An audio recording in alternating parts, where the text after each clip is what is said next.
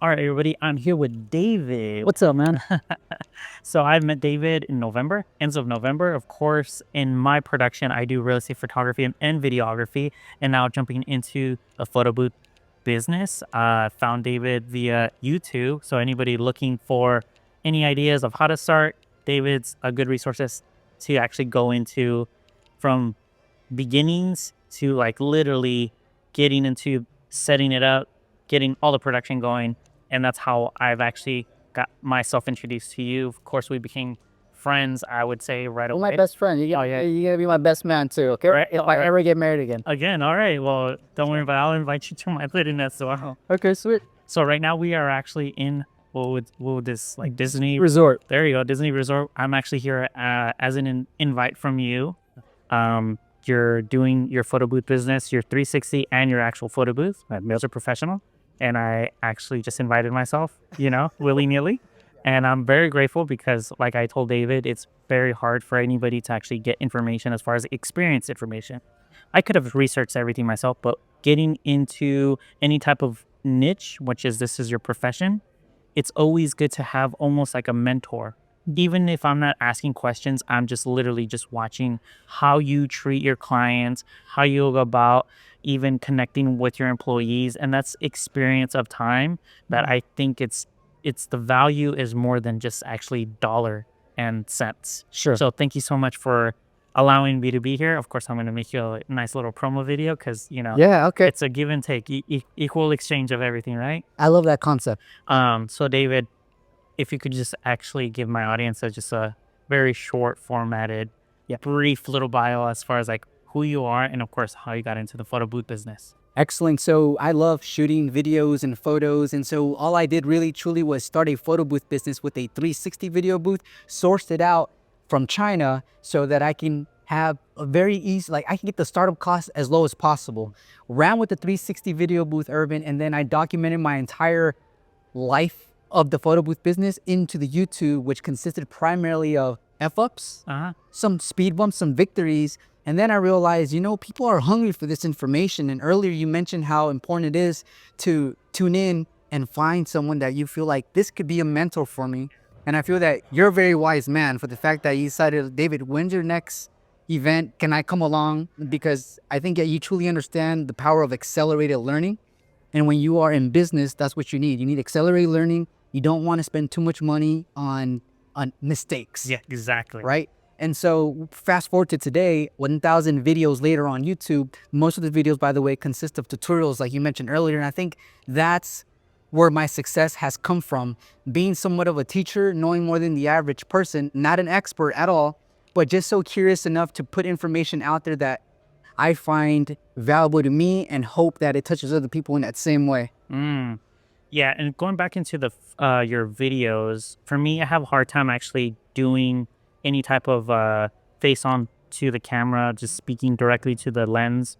As far as like that concept or that type of anxiety or shyness, however you want to call it, did you have anything of that sort, or did you just jump in like, okay, I'm just gonna do it and didn't even think about it? Both, and I'll walk you through that really quick. So what happens sometimes if I go a full week without recording a YouTube video, I stutter a lot, I do a lot of takes, and it's interesting because they're no longer polished. And I think it's part of the whole neural process. Like when you go from shooting free throws every week and then you stop for a full week and then you're kind of rusty, right? Yeah. So what I figured out that works really good for me as a content creator, because we'll go back to our time is so valuable and life is short.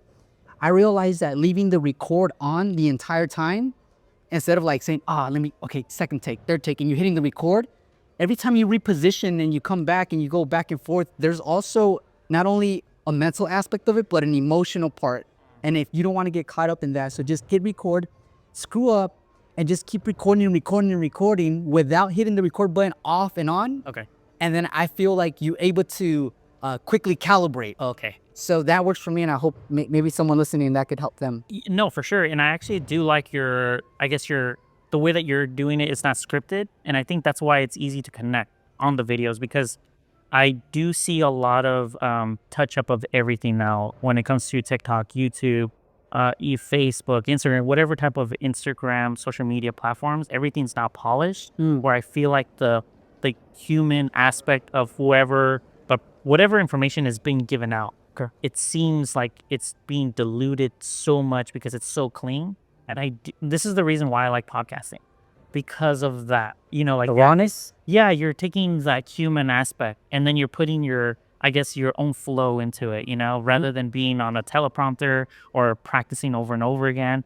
And it just seems too electronic now that I feel like even my clients, because I do little content creating when it comes to small businesses and also realtors. And that's the one thing that I always push as far as like, if you're going to create a video, make sure that you are being yourself. Like, I'll give you ideas, I'll give you a script, but don't go into that flow of that script. I need to hear your slang. I need to hear the way that you talk. I need to see your body Cadence. yeah, I need to see that human aspect. So I think that's a big help as far as like anybody that's starting, even myself. I think for me, I have this fear of vanity just because seeing myself over and over again, I'm like, I don't want to fall into that. I'm just creating just because I need the attention. Oh, And I like that you're doing it in a way where I'm like, okay, I see him, I've heard him, and when I met you, it was the same person. And I like that, like I do like that. And it's encouraging to one, see somebody doing it and then meeting you in person and then I'm like, okay, he's not fake. Yeah. So I do like that connection that you have on your channel. And I hope you just never stop. Yeah. Because it's a very good platform. And I do encourage anybody to actually fall into, following into your platform as far as like if they want to fall into the 360 or if not the photo booth. It's a good way also for your clients to connect with you before calling you, because I haven't seen any type of personality change in you from since I met you from your actual phone call that I've actually connected with you. So definitely keep going with that. yeah. So very encouraging. So I feel like that for me is just a big thing. I'm glad that you shared this specific perspective in the world of business, service, and sales because it all ties into one. And my struggle lately has been you mentioned teleprompters, right? So my thing is, how can I deliver value quickly without kind of, you said you like me freestyling, but sometimes I feel like I talk so much Yeah. that I might bore the viewer. So I struggle with that part. And I even thought of the teleprompting so that I can stick to the script, deliver the message, and as short a span as possible. So I'm glad you bring that up, because it kind of gives me the confirmation that maybe I should continue to kind of freestyle it. But I also want to be mindful of entrepreneurs' time because our time ticks a little differently for people that work a 9 to 5. I feel like. Yeah, and for every type of content creating, when it comes to YouTube, long format, I think it's great. But then now we have shorts. Yeah. So if you want to do something shorter, condensed, like where you're like, okay, these are the 5 things that you should do before blah blah blah. Those are great videos to actually transfer your audience into the long formatted video, which I feel is more genuine. Okay. Like the fast paced trend, it's nice if you want to follow into a trend so that your algorithm could pick you up, but it's not gonna fall into who is David at the end of the day. I just thought of an analogy, Okay. like dating, right? Uh-huh. Like you first send out a text message, right? Yeah. And then it's like a quick phone call. Yeah. And then that leads to like an actual meetup. Mhm. And then that leads to an actual dinner. Or say I give you a snack and we bonded over a snack, Yeah. and then I give you a full course meal. It's different. Yeah. So right now, what you just brought up, I thought of that, how when you give people shorts and reels, it's like giving them a snack, right? Just kind of putting it out there like a quick text. I don't know if they're going to reply or not. And then once they reply and they're on, it's like, well, and then all of a sudden they're on your podcast because like you said, it's good to kind of, I guess what you're saying is it's pretty cool to leave trails to see if someone like gravitates towards it. You're a genius. I knew you were a genius when I seen your hair, bro. I was like, this man's a genius. I'm learning just like anybody else, and yeah, this is the reason why I like to learn off of anybody that's specifically in a specific niche. I don't want to intrude. I don't want to like make it seem like it's my business. Like even when I guess edit my video, it's gonna be known that this is your event, and I am technically in the invited guest. Into your world. Because that's what I feel like. I'm invited to your. Your clients are now meeting me by random, like someone just had me take a picture of your client. Yeah. And they associated me with you, which is nice, but I would never say, hey, this is my client, this is my event. Like that's not cool. I get it. Yeah. Thank you for taking those photos. Yeah. Thank you for the invite once again. And, I am very grateful that you took your time. Um, Tell me, you're very perceptive, right? And receptive as well.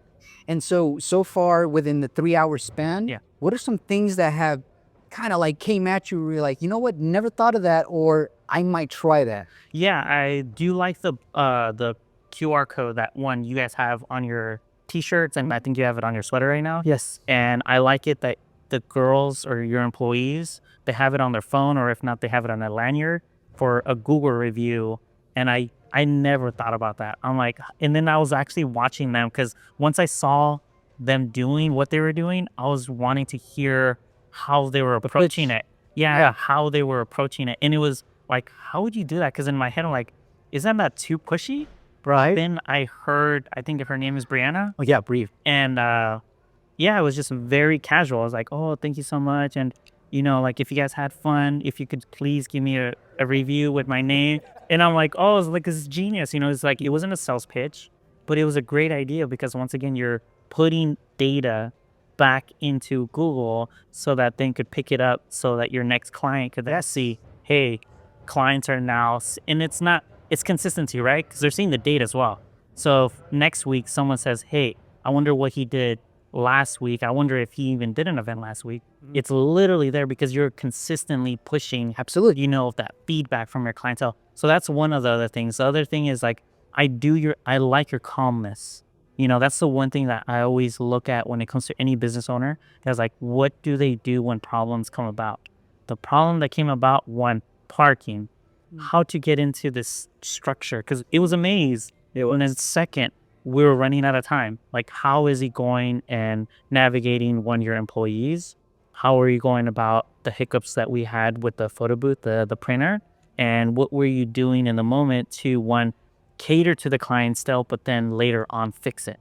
Those are things that I don't take for granted, but I like seeing other people's approach. And that's the I guess the other thing that I kind of just visualize. I'm like, okay, if you were in that place, how would you handle it?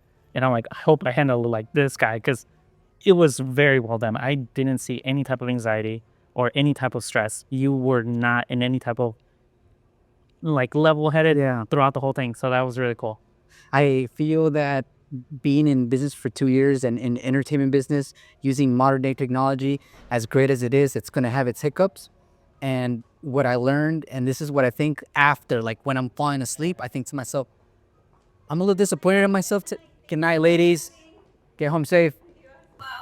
Is that life is so short that sometimes I make things a big deal. Yeah. And then I regret it. Yeah. And then I tell myself moving forward, it's like, no one died. And you always hear that. Exactly. Did anyone die? No. And in my mind, I got to remember that. So yes, like you said, the pinner's down. Yeah. And yes, I feel it internally. Yeah. But people are watching.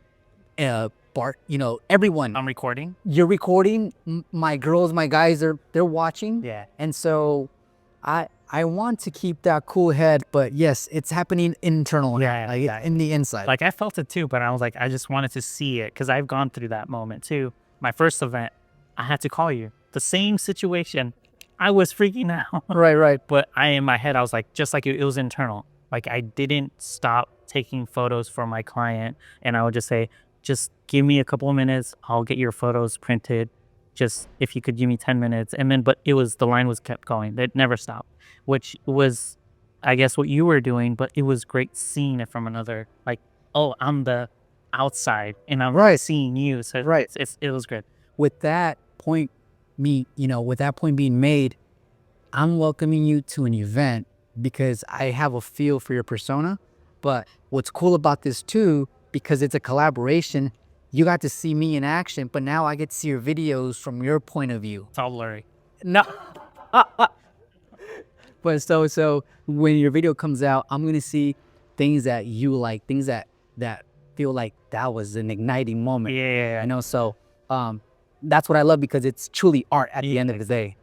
Yeah. Well, once again, thank you so much for the invitation. And I know we're going to collab a lot more as far as like you have the knowledge on one thing that I am now falling into. And I know I'm going to have a million more questions later on, whether it be about the machine or about new products or how to go about the apps that are, I think you guys are using a different app than the one. Couple of different apps. Yeah. So those are the things that I literally wouldn't hear about unless someone is basically giving me their insight because you've used it already. I'm going to trust that it works. I like that you took a risk and you are expanding and you are investing in your business. And when you told me that you got an event from that Santa Claus event, that's like such like the cherry on top. There was no marketing, no Google ads, no Facebook ads. It's like they seen you in action, they love the quality, and I love that, man. It's all about connection too. I think, yeah, the quality could be great, the production could be great, the marketing could be great, but I think because I live in a small town, it's all about referrals. My clients are years and years of basically not just clients, but they're also friends.